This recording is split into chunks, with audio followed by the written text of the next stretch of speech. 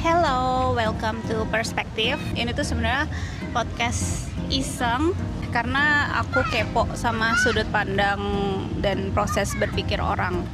Kali ini aku mau kepoin sudut pandang atau perspektifnya suami aku yang konteksnya adalah sebagai pejuang beasiswa. Oh iya. Iya, pejuang beasiswa yang pantang menyerah. Nah, kebetulan waktu kita lagi ngerekam ini tuh kamu abis terima pengumuman LPDP dan AS Australian Awards dan dua-duanya Australian Awards Scholarship. Australian Awards Scholarship dan dua-duanya belum diterima. Berhasil. Mungkin perkenalan dulu ya. Jadi sebelumnya kenalin dulu, nama aku Esther. Sehari-hari kerjaan aku itu sebagai penulis lepas dan ngurusin usaha kecil-kecilan aku di pasar Intermoda BSD, namanya Tahu Walik Grebit. Oh iya, sebelumnya aku kerja sebagai jurnalis, terus sempat kerja di tech company juga. Nah, mungkin kamu silakan perkenalan. Perkenalan, nama aku Dodi. Aku kerjanya di pemerintahan, salah satu instansi pemerintahan. Mungkin kalau dalam konteksnya ini pejuang beasiswa ya. Jadi aku udah mencoba buat apply beasiswa itu kalau di total 7 kali. Jadi LPDP sudah 4 kali, AS 2 kali, Bapenas 1 kali. Ini yang terakhir kamu mau apply buat jurusan apa? Master of Public Policy. Oh ya, mungkin konteks dulu. S1-nya kamu apa? S1-ku sastra Inggris. Dan sekarang bekerja di Sekarang bidang... aku bekerja di bagian kerjasama, itu ngurusin soal legal. Jadi sangat lintas jurusan ya? Iya, lintas jurusan. Oke. Oh, mungkin ini dulu ya, kenapa kok aku ngebahasnya tentang proses yang belum berhasil ini? Kenapa kok nggak dibahas ketika udah berhasil gitu? Yeah. Jadi menurut aku udah banyak tuh orang yang kayak ngomongin setelah berjuang sekian tahun berkali-kali akhirnya berhasil, tapi orang yang ngomongin tentang ini tuh masih mencoba, masih berusaha, itu tuh kayaknya belum banyak gitu. Sementara dari perspektif orang yang sedang mencoba, selain dia butuh pengharapan, dia juga butuh sesuatu yang relatable dan ngerasa gue tuh nggak sendirian gitu. Ya semoga ini bisa memberi semangat gitu. Oke. Pertanyaan pertama, kenapa kamu mau S2 dan kenapa harus ke luar negeri? Yang pertama, di kerjaanku menuntut buat S2, buat jenjang karir. S2 itu salah satu yang sangat penting, yang sangat dilihat di instansi pemerintahan. Selain itu, kenapa harus di luar negeri? Karena concern aku itu kurang mendapat perhatian di Indonesia. Dan aku harus keluar karena di sana dia lebih concern yang mau aku ambil itu cukup diperhatikan. Jadi aku pengen tahu sistem yang udah dibikin di sana seperti apa, lalu dari legalnya sendiri seperti apa, lalu perspektif masyarakatnya juga seperti apa kesadarannya. Kan kamu udah ngejalanin daftar beasiswa itu 7 kali ya. Proses yang kamu jalanin dari awal daftar sampai mungkin nerima pengumuman, itu prosesnya kayak gimana sih? Oke, jadi prosesnya bisa kita bagi jadi 3 bagian. Yang pertama itu administrasi. Jadi kita ngumpulin administrasi, contohnya kayak misalkan ke negara yang memang butuhkan bahasa Inggris ya, ada IELTS, ada TOEFL. Terus nanti ada juga kayak endorsement, misalkan dari dosen kita atau dari atasan kita, biasanya itu juga dibutuhkan. Lalu ya syarat-syarat akademik, misalkan transkrip nilai, ijazah, dan esai. Yang paling penting esai yang memang harus disiapkan jauh-jauh hari. Lalu setelah seleksi, kita submit, lalu nanti ada seleksi administrasi. Kalau lolos, kalau di LPDP sendiri nanti ada tes potensi akademik atau tes bakat skolastik disebutnya. Itu nanti kita akan ada satu sesi buat ngerjain soal tes, kayak ada psikotes, ada numerik, ada logika gitu-gitu. Dan itu kalau misalkan kita nggak punya LOA ya. Kalau kita punya LOA LOA apa? LOA itu Letter of Acceptance. Jadi misalkan kita mau mendaftar ke kampus di luar negeri, kalau kita udah dapat surat penerimaannya nih dari kampus luar negeri, itu kita bisa skip tes potensi akademik. Kita langsung ke tes substansi. Tes substansi itu wawancara. Ya, setelah wawancara lalu pengumuman. Kan setelah melewati proses, maksudnya proses itu kan panjang ya. Nggak cuma ketika kamu submit terus menunggu, itu butuh waktu beberapa bulan, tapi untuk bisa submit aja tuh persiapannya juga bahkan bisa berbulan-bulan gitu. Betul. Nah, setelah kamu melewati proses yang begitu panjang, tapi ketika nerima pengumuman hasilnya itu belum berhasil, yang kamu rasain tuh gimana sih? Oke, mungkin yang pertama dulu ya. Kan kita mendaftar pasti punya harapan ya. Ekspektasi ya. Kayak misalkan aku kan udah diterima di kampus luar negeri ya. Kayak itu sudah makin membuat harapanku makin tinggi untuk bisa lolos. Nah, ternyata belum lolos dengan nilai yang passing grade-nya masih kurang. Ini nggak lolosnya berarti di substansi ya? Di substansi ya. Yang rasain, yang pertama tentu sedih, sempat sedih, kecewa. Cuman balik lagi, yang tak pikirin adalah apakah ada progres dari selama ini atau enggak. Kalau sudah ada progres, ya berarti menurutku itu sudah salah satu pencapaian yang cukup baik. Karena kan beasiswa ini ada setahun 2 kali ya kalau LPDP. Kalau ini nggak bisa, berarti next di tahap kedua aku daftar lagi nih dengan progres yang udah ada ditambah dengan masukan waktu substansi. Jadi yang dari substansi itu aku anggap itu seperti kayak bocoran istilahnya. Kayak ternyata panelis itu juga baik nih, ternyata ada loophole yang harus aku siapin. Intinya sih berprogres ya. Aku emang yang bukan yang satu kali, sering banget aku kayak harus mencoba berkali-kali, jadi aku sudah lebih terbiasa buat menerima suatu penolakan atau tidak diterima tapi tetap mencoba. Itu salah satu jalanku buat menggapai impianku selama ini, kayak gitu sih. Emang nggak masalah, mungkin bisa dibilang mati rasa ya, mungkin bisa jadi, cuman bukan berarti mati rasa terus nggak ngapa-ngapain. Kayak harus nyiapin lagi apa, evaluasinya apa, dan apa yang harus aku siapin. Langsung itu ini ya, kayak mungkin kayak bounce back-nya cepet banget gitu ya. Iya, karena kayak LPDP ini kan udah pengumuman nih, nanti bulan depan ya, aku nggak tahu, yang within 1 month itu nanti udah ada pengumuman lagi buat pembukaan lagi. Jadi emang harus cepat. Ini kamu bisa kayak mungkin aku bilang legowo ya, kamu bisa ada di fase legowo tuh setelah kamu ngelewatin proses ini berkali-kali gitu. Pas pertama kali gimana rasanya? Kamu masih inget nggak? Justru waktu pertama kali aku malah ekspektasiku aku nggak keterima. Oh gitu? Kayak aku bukan one shot yang kamu biasanya justru Pak. Udah kan orang banyak kan yang di sosial media one shot keterima gitu. Kamu justru nggak berekspektasi kamu akan one shot? Aku nggak berekspektasi aku keterima. Kalau aku terima loh, mungkin aku malah akan jumawa kayak ternyata aku gampang banget buat bisa terima. Jadi mungkin ini juga salah satu cara buat berefleksi. Dan nggak take it for granted. Oh ya, tadi kan udah disebutin ya kayak bounce back-nya tuh cepet banget. Apakah selalu bounce back-nya itu cepat, atau kamu tuh sebenarnya butuh proses? Mungkin kayak aku butuh istirahat dulu 1 minggu, 1 bulan gitu. Iya, butuh proses ya sebenarnya. Setelah berapa lama kalau setelah pengumuman itu kayak itu kan pengumumannya sore atau malam ya. Selama mau tidur itu kayak aku masih mikirin kayak, wah aku udah merancang semuanya nih, nanti kalau aku berangkat ke sana aku harus ngapain, aku harus gimana. Dan ternyata enggak, kayak tinggal dikit banget nih.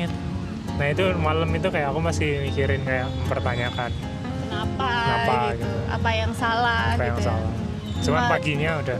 Oh jadi fase denialnya cuma di malam sebelum tidur aja? Iya. Terus pagi udah di fase acceptance? Di fase acceptance. Kan ini kamu bilang kamu emang bukan tipe yang one shot atau sekali coba itu berhasil. Maksudnya kamu bilang tadi kamu udah terbiasa untuk mencoba lagi. Nah yang bikin kamu tuh mau nyoba lagi apa sih sebenarnya? Untuk yang ini, Untuk yang ini ya? beasiswa ini. Kenapa kamu kok mau nyoba lagi? Mungkin bisa dibilang aku mencoba buat sebenarnya capek daftar beasiswa Iya, itu capek. capek dan butuh biaya juga, bukan yang gratis. Ya biayanya juga lumayan. Modalnya buat apa sih Modalnya biasanya? IELTS. Oh iya, Iya, IELTS. IELTS. 3,5 ya terakhir Iya, ya. kalau kalian di Amerika mungkin nambah lagi kan ya, aku nggak tahu, cuman ada tambahan-tambahan tes lain. Dan daftar universitas juga kadang bayar ya. Nah, daftar universitasnya juga buat form pendaftarannya itu juga bayar. Mungkin kalau yang tak pikir kayak aku udah pernah punya impian nih. Dan kalau aku selesai di sini kayak padahal masih ada kesempatan buat nyoba, itu kayak mungkin bakal terus terngiang-ngiang gitu. Kayak ini aku belum tuntas nih. Ini harus tahu. Ini sebisa mungkin sampai aku bisa keterima nih, aku harus coba terus nih. Karena aku ngerasa kayak kemarin ternyata masih kurang. Nah, karena masih kurang berarti aku bisa dong improve. Nah, sampai mungkin aku nggak tahu sampai di tahap apa, cuman kayak aku mencoba bertanggung jawab tentang impianku yang dari dulu aku pengen. Ya, itu kayak mungkin prinsip kamu selama ini ya. Kamu kan selalu bilang selesain apa yang udah kamu mulai, selesain yang udah dimulai. Itu kayak betul. Kamu berpegang sama prinsip itu mungkin ya. Kayak aku melihat kayak ada fase-fase yang harus diselesaikan gitu. Kayak misalkan kuliah, awal-awal kuliah dulu kan aku malas-malasan. Kayak nggak mungkin nih aku di fase ini terus. Kayak aku harus menyelesaikan ini. Nah sekarang sama nih, mencoba beasiswa ini juga, seleksi beasiswanya juga. Aku nggak mau di fase ini terus. Aku pengen tuntas, aku pengen diterima nantinya. Oh ya, sorry, balik lagi ke yang agak mundur dikit. Tadi kan kamu bilang yang penting itu setiap mencoba ada progresnya. Kamu ngelihat progres kamu tuh dari mana? Berdasarkan apa? Kayak kamu ngelihat yang interview kemarin kamu lebih berprogres daripada yang sebelumnya. Itu menurut kamu progresnya tuh dilihat dari mana? Dari esai. Kan esai itu kan ada what, why, and how kan. What-nya itu kan tentang dirimu lah. Terus why-nya itu kenapa kamu memilih buat studimu. Terus how-nya itu gimana, nanti kontribusimu nanti gimana gitu. Kayak menurutku selama aku mencoba ini makin terasa, makin detail dalam aku membuat esai. Jadi lebih jelas gitu, nggak yang ngawang. Ya, lebih realistis mungkin ya. Lebih realistis. Ya. Nah itu menurutku salah satu bentuk progresnya di situ. Mungkin ada bentuk progres lain kayak interview ya, contohnya kayak interview kan bagaimana cara menjawab, kayak yang metode-metode itu kan banyak ya, kayak cara-caranya seperti apa. Nah itu kan semakin sering kita interview kan kita semakin tahu ya, semakin paham gimana caranya. Kamu tadi juga bilang kan capek, daftar beasiswa tuh capek banget. Ada nggak sih kamu pernah di titik jenuh? Kayak, aduh bosan, udah nggak apply dulu, istirahat dulu gitu, break dulu gitu. Pernah nggak ada di fase itu, titik itu? Yang aku alamin kan aku kerja ya, jadi aku tuh bikin kayak Google alarm ya, kayak Google alarm gitu, kayak reminder gitu. Jadi tiap jam 6:30 tuh pasti ada alarm prepare scholarship. Kayak aku sampai capek nih, udah berapa tahun nih aku hampir tiap malam lihat ini terus. kayak ini kalau nggak selesai. Kapan alarmnya bisa dihapus gitu ya? Hapus dan aku diterima. Semoga segera ya. Iya, semoga segera. Dan aku bukan yang kayak yang dalam 6 bulan persiapan terus benar-benar nyiapin gitu, enggak sih. Ada fasenya malas nanti dulu, pasti ada sih fase kayak gitu. Kamu biasa persiapan tuh berapa bulan sih? Mungkin ini yang kamu siapin sebelum kamu submit apply beasiswanya. Berapa ya? 6 bulan? Sebulan? Iya, sebulan. Kayak belajarnya gitu? Iya, belajarnya benar-benar yang belajar tuh sebulan. Kayak misalnya tuh kayak yang ya baca-baca atau apa, cari-cari referensi. Ya sebulan 2 bulan lah malah. Oke. Tadi kan di titik jenuh kayak sampai udah ngelihat alarm itu, reminder itu udah kayak yang ada ini kapan bisa dihapus remindernya gitu. Nah kalau pas lagi di posisi jenuh gitu, cara kamu coping gimana? Coping mekanisme kamu? Ya balik lagi kayak tujuanku. Kalau aku nyantai-nyantai jenuh, ya berarti diterusin gitu malah jadi diterusin berhenti ya berarti kemungkinan besar aku nggak keterima lagi ya kayak gitu aja sih. Ya sebab akibat aja berarti aku harus gimana biar aku kans diterimanya lebih gede. Kamu punya kayak target atau limit gitu nggak, kayak ini kalau udah sampai sini udah deh berarti bukan jalanku gitu? Enggak sih, sejauh ini nggak ada ya, cuman aku nggak tahu. Mas sejauh ini aku nggak ada kepikiran buat membatasi. Jadi kamu kayak nggak ada titik let go kayak gitu? LPDP kan sampai 37 tahun ya. Mungkin info juga kayak aku bukan fresh graduate atau apa, kayak umurku sudah mendekati masa-masa akhir buat ini mendaftar beasiswa. Oh mungkin mendaftar beasiswa yang ada batasan ada umur batas tertentu umur, ya. iya. Kan ada juga beasiswa yang nggak ada batasan umur Iya, kan. Jadi kamu nggak ada kayak limit, pokoknya aku nyoba berapa kali atau aku nyoba berapa Iya, tahun, nah. habis itu aku let go gitu, nggak ada. Ya, karena apa ya, kayak aku nggak diterima, kayak denial, terus kayak hidupku ya baik-baik aja. Kayak aku menjalani hidup seperti, kan aku udah kerja, terus di rumah juga ya udah jalanin hidup seperti biasa aja, kayak nggak ada masalah, kayak cuman pengharapannya belum aja, Jadi kayak belum it's just menjadi a small, kenyataan. iya, it's just a small obstacle atau mungkin sesuatu yang masih ke pending gitu. Masih ke pending aja. Itu pertanyaan dari aku. Nah kebetulan aku tuh kemarin nge-share di Threads, minta apa ya, insights atau tambahan pertanyaan dari teman-teman di Threads. Siapa tahu ada yang mau nanya juga, atau dari perspektif orang yang mengalami hal yang sama seperti Mas Dodi, mungkin ada yang mau nanya juga gitu. Nah ini ada satu pertanyaan dari Kak Yayas, BTW Kak Yayas itu partner kita di Tahu Alik Grabit. Dia itu yang supply jajan pasar dari Kudapan Lokali. Kudapan Lokali itu lokasinya di Bintaro, outletnya ada di Fresh Market Emerald Bintaro. Jadi siapa tahu ada di sini yang suka onde ubi kejunya Kudapan. Nah, Kak Yayas ini ownernya. Oke. Ya. Jadi pertanyaan dari Kak Yayas, motivasinya apa sih Mas kok kuat banget? Ya itu tadi sih yang tadi udah disebutin, kayak mencoba buat bertanggung jawab dari mimpi yang selama ini aku tak mimpikan tuh harus tuntas gitu. Aku harus menyelesaikan fase ini gitu. Itu aja sih. Oke, itu motivasi yang bikin kamu Motivasi, kuat. Iya. Oke, pertanyaan kedua dari Rahmat Asad. Evaluasi apa yang dilakukan setelah gagal? Yang kalau aku yang kemarin tuh yang bisa jadi evaluasi, masukan-masukan dari ini sih, dari juri. Dari panelis itu ya kan di LPDP kita tahu sendiri ada satu yang cukup kritiknya cukup tajam. Nah itu aku anggap sebagai masukan, kayak bocoran buat improvement. Ya mungkin nggak semuanya benar, cuman ada beberapa yang bisa diambil. Jadi instead of kamu ngerasa kayak ini terlalu memojokkan atau terlalu ini, kamu nggak ngerasain itu. Kamu ngerasain justru makasih udah dikasih. Iya, makasih udah dikasih bocorannya Ibu. Terima kasih. Bayu Ardi. Nah kalau yang si Mas Bayu ini dia share, dia tuh sempat gagal LPDP 4 kali dan Fulbright shortlisted tapi nggak lolos. Iya. Dan ini bikin mati rasa. BTW sekarang dia lagi S3, lagi ambil PhD pakai LPDP. Setelah nyoba kelima akhirnya dia lolos gitu. Jadi dia bilang dia tuh sempat ada di fase mati rasa juga.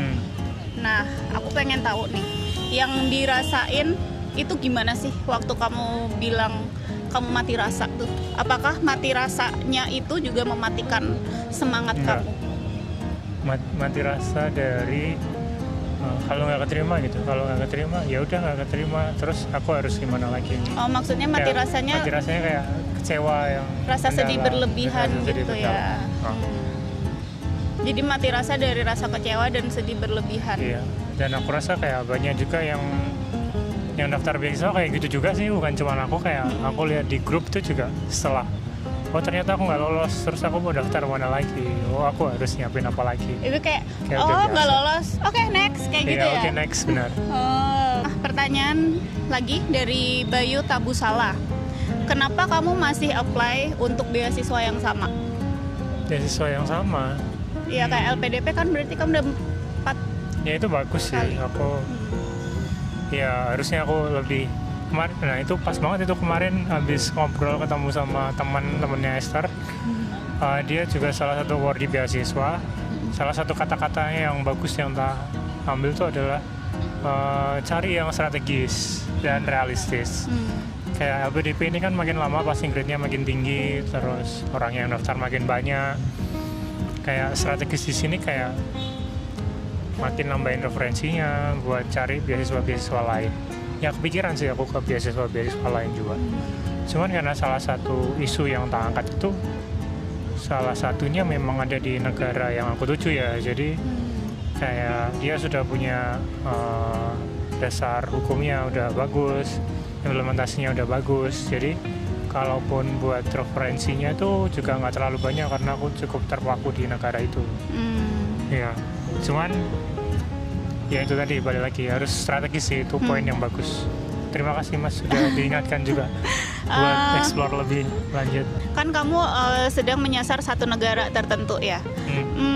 Kamu membuka opsi nggak sih untuk negara lain, cari S2 atau beasiswa di negara lain gitu?